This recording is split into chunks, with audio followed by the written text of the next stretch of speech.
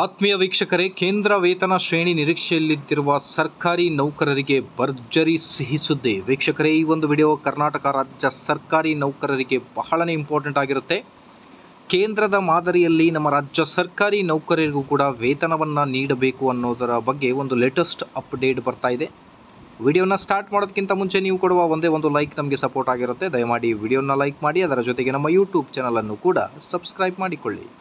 Screen ಮೇಲೆ ಗಮನಿಸ್ತಿರ್ಬೋದು, ರಾಜ್ಯ ಸರ್ಕಾರಿ ನೌಕರರಿಗೆ 2026-27ನೇ ಸಾಲಿನಲ್ಲಿ ಕೇಂದ್ರದ ಮಾದರಿ ವೇತನ ಶ್ರೇಣಿ ಜಾರಿಗೊಳಿಸುವ ವಿಶ್ವಾಸವಿದೆ ಎಂದು ಕರ್ನಾಟಕ ರಾಜ್ಯ ಸರ್ಕಾರಿ ನೌಕರರ ಸಂಘದ ರಾಜ್ಯಾಧ್ಯಕ್ಷರಾದ CS ಷಡಾಕ್ಷರಿ ಸರ್ ಅವರು ಹೇಳಿದ್ದಾರೆ.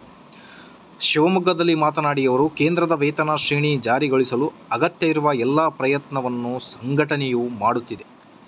ಅದು ಜಾರಿಯಾಗುವ ವಿಶ್ವಾಸವಿದೆ ಎಂದರು.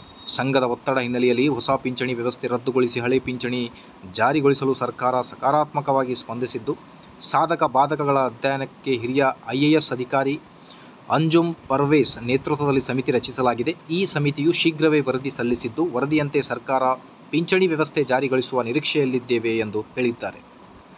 ಹಾಗಾಗಿ ಸರ್ಕಾರಿ ನೌಕರರು ಬ್ಯಾಂಕುಗಳಲ್ಲಿ ವೇತನ ಆಧಾರಿತ ಬ್ಯಾಂಕ್ ಖಾತೆ ತೆರೆಯಲು ತಕ್ಷಣ ಮುಂದಾಗಬೇಕು. ಇದರಿಂದ 1.20 ಕೋಟಿ ರೂಪಾಯಿ ಮೊತ್ತದ ವಿಮಾ ಸೌಲಭ್ಯ, ಮಕ್ಕಳ ಶಿಕ್ಷಣಕ್ಕೆ ಸಾಲ ಸೌಲಭ್ಯ ಪಡೆದುಕೊಳ್ಳಲು ಅನುಕೂಲವಾಗುತ್ತೆ ಎಂದು ಮಾಹಿತಿಯನ್ನು ನೀಡಿದೆ. ಹಾಗಾಗಿ ನಮ್ಮ ರಾಜ್ಯ ಸರ್ಕಾರಿ ನೌಕರರಿಗೂ ಕೂಡ ಕೇಂದ್ರದ ಮಾದರಿಯಲ್ಲಿ ವೇತನವನ್ನು ಜಾರಿ ಮಾಡಲಿ. ಅದರ ಜೊತೆಗೆ ಈಗ ತುಟ್ಟಿ ಭತ್ಯೆ ವರ್ಷದ ಮೊದಲನೆಯ ತುಟ್ಟಿ ಭತ್ಯೆ ಕುರಿತು ಬೇಗನೆ ಆದೇಶ ಬರಲಿ.